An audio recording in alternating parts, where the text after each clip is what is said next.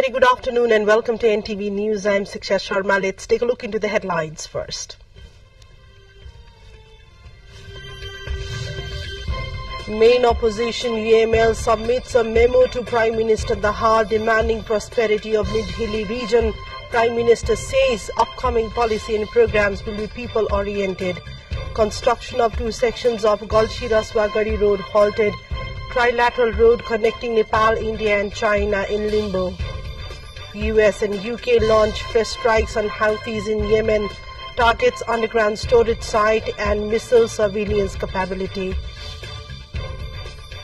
And pressure mounts on Israel for a solution involving long-sought Palestinian statehood. Fighting intensifies in southern Gaza.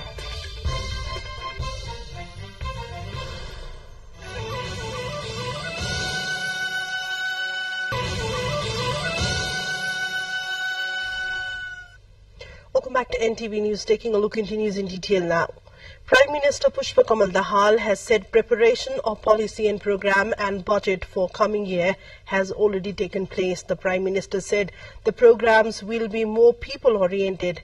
During his meeting with office bearers of the CP and UML, including Party Chair KP Sharma Oli, the CP and UML at the meeting drew the attention of the Prime Minister on the works to be undertaken by the government for the prosperity and development of the Mid-Hill region. The CP and UML leaders presented a memo to Prime Minister Dahal with hosts of demands collected from the people during their Julaghat Chiwa Bhanjang March that took place from 13th of November to 17th December 2023. The National Vigilance Centre has directed the concerned authority to allow personal vehicles for driving license trials. The centre sending a directive to all the provincial governments to make provisions for the trial seekers to choose their vehicles voluntarily while giving tests. The Vigilance Centre acted upon growing complaints filed against driving training centres, creating difficulties and by making the examinees pay hefty fees for using their vehicles. The centre in its correspondence mentions that there is no specific requirement in any Nepali law, including the driving licence examination procedure, mandating the use of training centre vehicles. Earlier yesterday, Prime Minister Dahal also directed the authorities to immediately provide driving licence to the service seekers who are waiting for their turn since long. The silence period for the National Assembly members' elections slated for January 25 is in place since midnight. The silence period will remain in place until the voting is closed, as the period in which the election publicity campaign are prohibited. Voting is taking place on January 25 for filling 19 seats in the National Assembly, the upper chamber of the Federal Parliament. This year, 20 members, including those from inclusive groups, are leaving the Assembly. The National Assembly members' tenure, including that of the chairperson, will end on March 3rd. The maximum number of members leaving is 9 from CP and UML. 4 members of Nepali Congress are also completing their 6-year terms.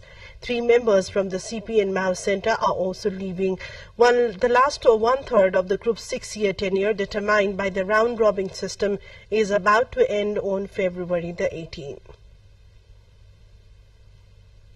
Let's take a look into a short break here. More news follows up on the other side. To stay with us.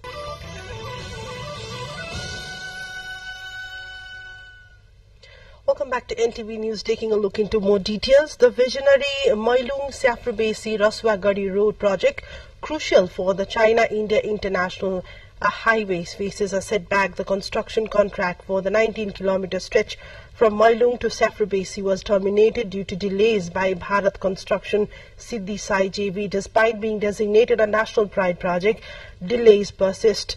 The road, a key link in the 83-kilometer trilateral route connecting Nepal, China and India, is only 55% complete. Initially budgeted at 1.45 billion rupees, the project suffered from payment issues and additional cost incurred by the construction company. The road, a national pride project for Nepal, was meant to be completed within 20 months by 2016, but has faced ongoing delays, land disputes in Numakot and the recent contract termination further hampered progress. The chief of Mailung-Saprabesi-Raswagari project, Dhruva Kumar Shrestha, said that the termination leaves Mailung to Saprabesi section incomplete, adding the delays in connecting Safrubesi to Raswagari, where China is yet to begin construction. Kathmandu Municipal Corporation KMC is going to ban vehicles parking on black-topped roads in New Road area from today as an alternative to the current parking facility.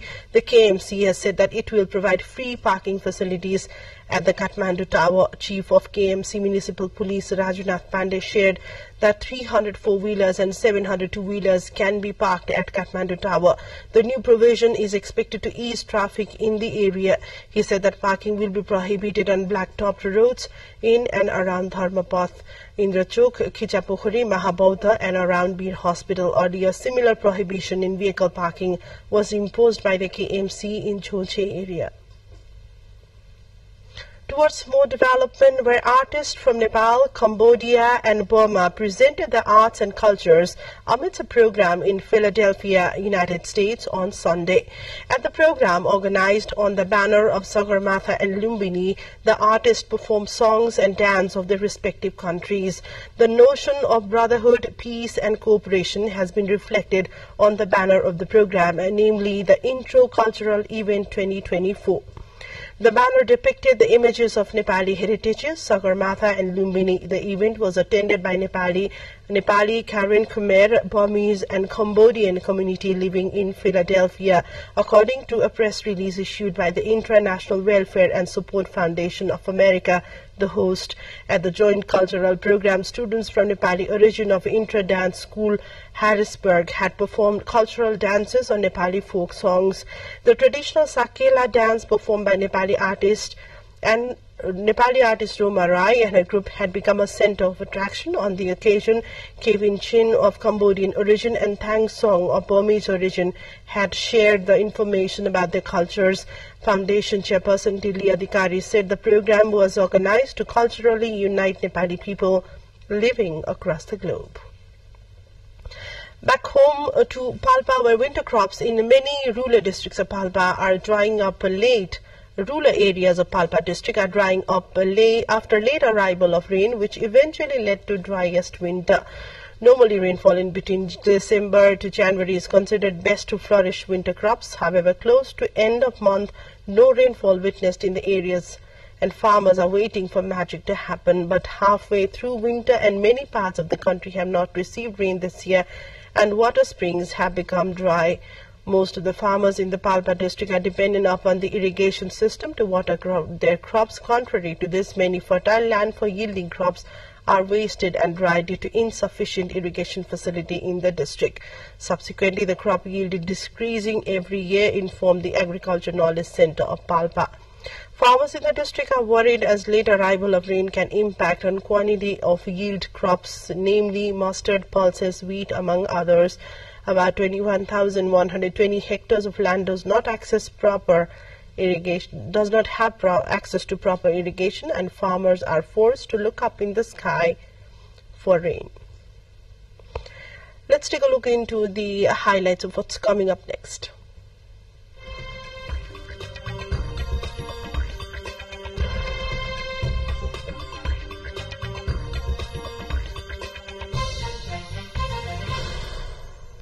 The US and UK have conducted a fresh series of joint airstrikes against Houthi targets in Yemen. The Pentagon said Monday's strikes hit 8 targets, including an underground storage site and Houthi missile and surveillance capability. The Iran-backed Houthis have been targeting ships they say are linked to Israel and the West that travel through the important Red Sea trade route. The US and UK said they were trying to protect the free flow of commerce. This is the 8th strike by the US against Houthi targets in Yemen. It is the second joint operation with the UK after joint strikes were carried out on 11th of January. A joint statement issued by the Pentagon confirmed an additional round of proportionate and necessary strikes against the Houthis. Palestinians sheltered from intense fighting in southern Gaza, where communications were cut again on Monday as pressure mounted on Israel for a solution involving long-sought Palestinian statehood. The health ministry in the Hamas-run Gaza Strip reported that Monday that more than 120 people had been killed in the previous 24 hours. Victims of the latest Israeli strikes were brought to Al-Nasser hospital and mourners buried the corpses. The war broke out with Hamas's unprecedented October 7 attacks that resulted in the deaths of about 1,140 people in Israel, mostly civilians. In response, Israel has carried out a relentless offensive that has killed more than 25,000 people in Gaza. 7 people were found shot dead in 2 houses in Illinois, U.S. police say, and a manhunt for a suspected gunman. After the manhunt for the suspected gunman, police said the 23-year-old Romeo Nance is in connection with the attack in the city of Joliet. The victims were believed to be members of the same family. The motive for the attack was not immediately clear. The 23-year-old Chicago man is suspected of shooting dead at least 7 people in 2 different homes in the suburbs of the northern U.S. city. The European Union has imposed sanctions on 6 companies it says are responsible for trying to undermine stability in conflict-ravaged Sudan, largely targeting firms linked to weapons procurement and manufacturing. Sudan's armed forces and the rival Rapid Support Forces have been fighting for control of the northeast African nation since April. Long-standing tensions erupted into the street battles in the capital Khartoum and other areas, including the western Darfur region. The fighting has displaced 7 million people. Regional partners have been trying to mediate an end with the conflict, along with Saudi Arabia and the United States. A quick look into what other news are ahead.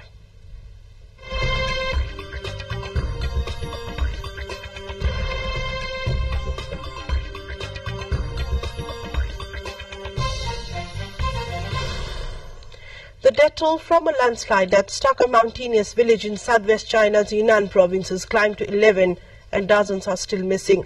More than 1,000 rescue workers are carrying out search and rescue work at the site, and over 500 people have been evacuated from their homes. Meanwhile, a 7.0 magnitude quake has struck along the China-Kyrgyzstan border as authorities warned of potentially widespread damage. 6 people are reported to have been injured and more than 120 homes have been damaged or collapsed in the freezing cold weather.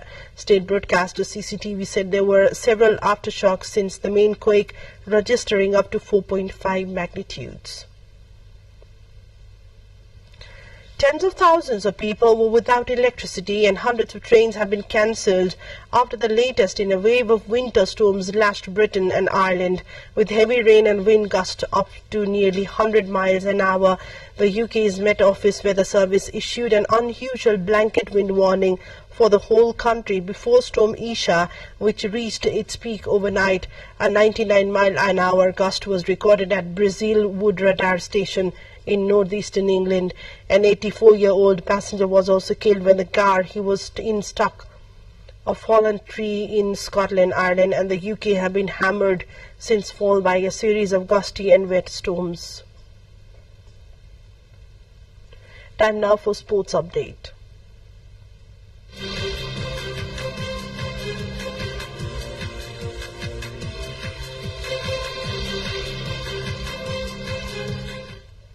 Ukrainian qualifier Diana Yastremska said she felt like her heart was going to jump out of her body after she knocked out Victoria Azarenka to reach the Australian Open quarterfinals. Yastremska 23 won 7-6, 6-4 against 2-time champion Azarenka to move past the last 16 at a Grand Slam event for the first time. But she will not face an all-Ukrainian quarterfinal after Elena Spitlona retired injured against Linda Noskova. And this brings us to the end of the bulletin. To wrap up, a quick reminder of the top stories.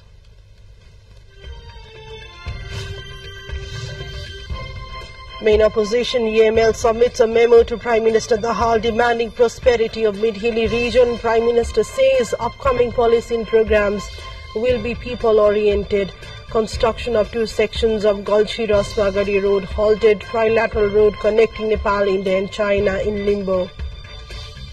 US and UK launch fresh strikes on Houthis in Yemen, targets underground storage and missile and surveillance capability. and pressure mounts on Israel for a solution involving long-sought Palestinian statehood. Fighting intensifies in southern Gaza.